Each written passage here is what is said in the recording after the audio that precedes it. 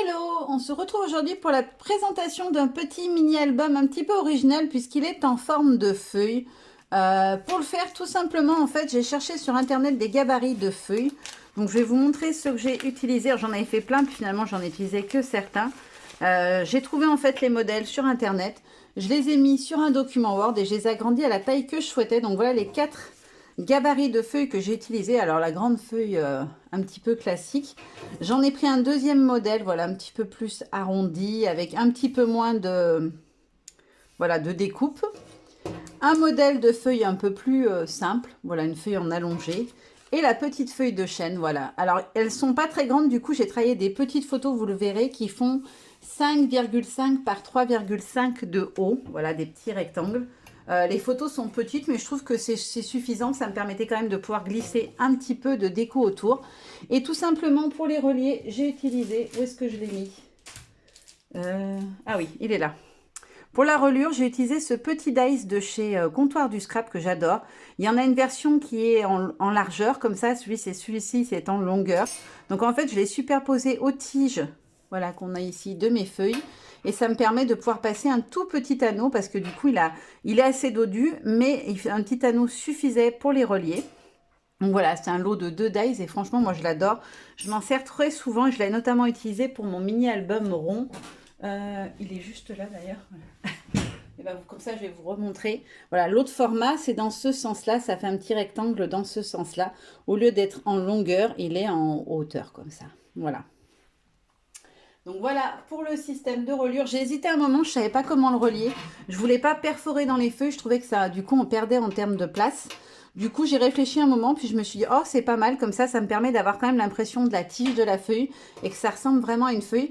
Alors, comme vous pouvez le voir, il est totalement déstructuré, toutes les pages ne sont pas au même format, il y en a qui dépassent, d'autres non, etc., etc. Je trouvais ça rigolo, ça change un petit peu des mini-albums que je peux faire qui sont plus classiques, qui sont bien rectangulaires, au carré, parfait. Voilà, là, j'avais envie que ça déborde un peu dans tous les sens et que ça fasse un peu fouillis comme un tas de feuilles. Donc pour la couverture, donc c'est des papiers de la collection des ateliers de Karine, euh, Carnet d'automne, si je dis pas de bêtises, c'est ça son nom. J'ai utilisé essentiellement les die cuts de la collection, voilà, en calque et en texte, les textes essentiellement, quelques petites images aussi. Pour les tampons, j'ai mixé plein de marques. Alors les feuillages comme ça, transparents, que j'ai embossé en blanc sur du calque, c'est les feuilles nervurées de chez Comptoir du Scrap, pas la toute dernière collection ambiance éphémère, mais celle juste avant. Je les adore et je trouve qu'embossés, ils sont vraiment très très beaux. Ça fait vraiment ressortir les nervures. Le petit lutin, c'est la dernière collection de l'encre et l'image, donc c'est celui-ci que j'ai utilisé. Franchement, je les adore, ces tampons-là. Après, le petit arbre, c'est la toute dernière collection comptoir. Vous allez bientôt, vous allez voir le haul juste avant, vous l'aurez vu mardi. Donc, j'ai utilisé un des tampons de la nouvelle collection ambiance éphémère. Donc, c'est celui-ci avec le petit arbre. Et j'ai aussi utilisé le petit fruit avec la feuille là. Et le petit lapin, vous verrez, et celui-là aussi, à plusieurs endroits dans le mini. Après, la feuille ici, c'est un des tampons de la collection de Karine Carnet d'automne. Donc, c'est celui-ci que j'ai beaucoup utilisé. J'ai aussi utilisé, vous les verrez à différents endroits, ces deux-là et aussi la fleur. Pour la colorisation, j'ai utilisé mes Distress. Et là, j'ai utilisé une Distress en spray. Vous n'avez pas encore vu mon haul, mais j'en ai acheté deux lots chez Ninon, donc chez Horizon Créatif.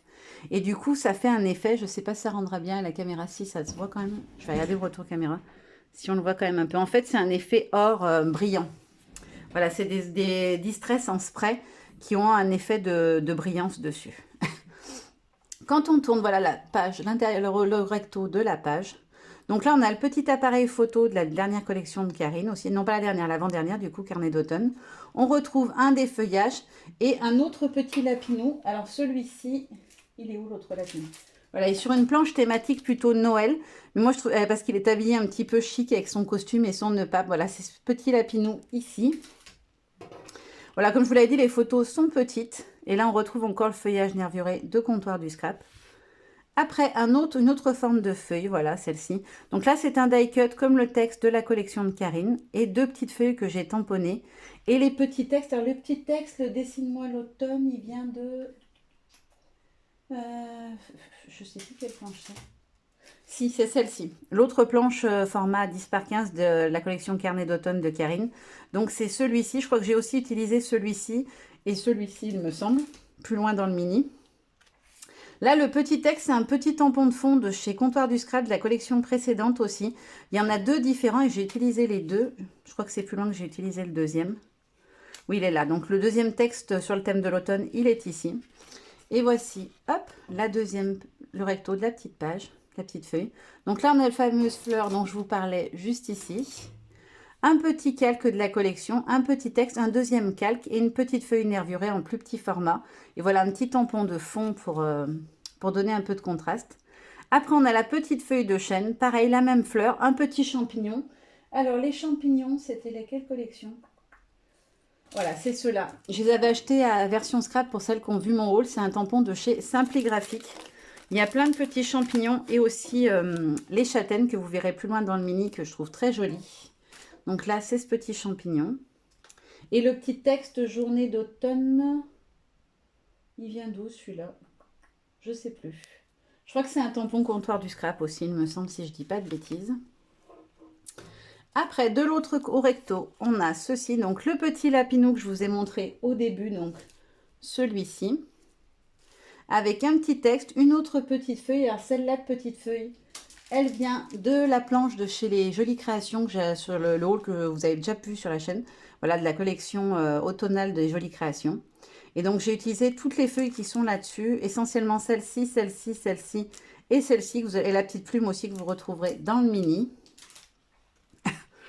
Ensuite, à nouveau, une grande.